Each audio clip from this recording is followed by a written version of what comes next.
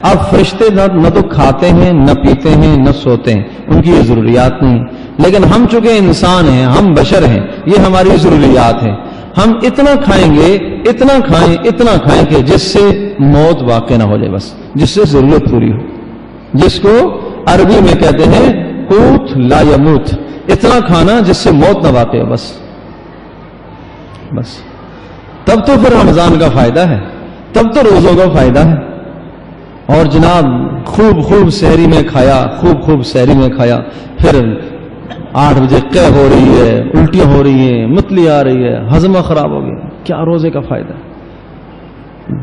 ہم سمجھتے ہیں کہ شاید زیادہ بھر کے پیٹ بھر کے خوب پانی پی لیں گے تو دل کو پیاس نہیں لگے گی۔ بھئی یہ تو ایسی ہی بات ہے، ایک بیٹری 1 گھنٹہ چارج ہوتی ہے تو 4 گھنٹے لگانا بیکار ہے اس کا۔ تو اسی طرح سے اگر انسان کا اندر کا مزاج 1 گھنٹہ پیاس برداشت کرتا ہے اور تو آپ 6 گلاس پلائیں یا 10 گلاس اس کو پلائیں، 1 گھنٹے کے بعد اسے پیاس لگے گی۔ تو بلا وجہ اپنے آپ کو مشقت میں ڈالنا اور عبادت میں خلل واقع ہو، روزے کا مقصد ہو تو ایسا نہ کیا کریں۔ مقصد ہی ہے کہ پیاس لگے، مقصد ہی ہے کہ بھوک لگے، مقصد یہی ہے روزے کا کہ بھوک اور پیاس لگے، اور پھر تمہیں غربا یاد آئے، مساکین یاد آئے، جن کے گھروں میں پورا سال کھانے کو نہیں ہوتا، وہ تمہیں کیسے یاد آئیں گے؟ جب بھوک لگے گی، پیاس لگے گی تو احساس ہوگا نا، احساس ہوگا۔ اب صبح سحری کھا کے اللہ کا بندہ سو گیا، عصر میں جا کے اٹھتا، ایسے بھی دیکھیں، ایسا بھی اہتمام ہے، عصر میں جا کے اٹھا، کیا اس روزے کا فائدہ ہے؟ کیا اس روزے کا فائدہ؟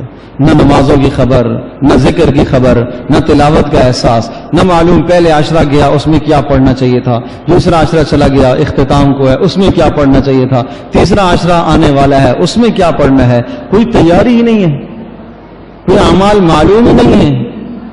بس صبح سب اٹھے، سب کے ساتھ سحری کر لی، شام کو افطار سب نے کیا، اس نے بھی افطار کر لیا، نمازوں کا شعور نہیں ہے۔ تو یاد رکھیے گا، حدیث پاک میں آتا ہے کہ اللہ تبارک و تعالیٰ کو ایسے روزے کی کوئی ضرورت نہیں ہے، ایسے شخص کے روزے کی کوئی ضرورت نہیں۔ اس روزے سے تقویٰ نہیں آئے گا، اس روزے سے پرہیزگاری نہیں آئے گی۔ یہ وہ روزہ نہیں ہے جس کے متعلق آپ نے ارشاد فرمایا کہ اللہ کا ارشاد ہے الصوم لی وانا، کہ روزہ میرے لیے ہے، وانا اجزئ بہ، اور میں ہی اس کا بدلہ دوں گا۔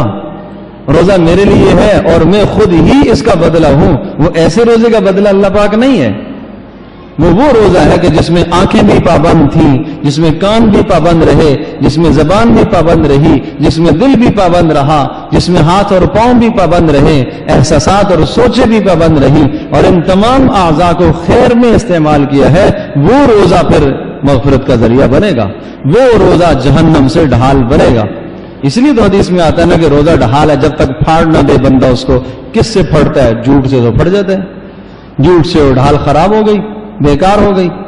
تو اس لیے بہرحال میں یہ عرض کر رہا تھا کہ اس اہتمام کے ساتھ روزے بھی ہو اور آخری عشرے کا اعتکاف بھی۔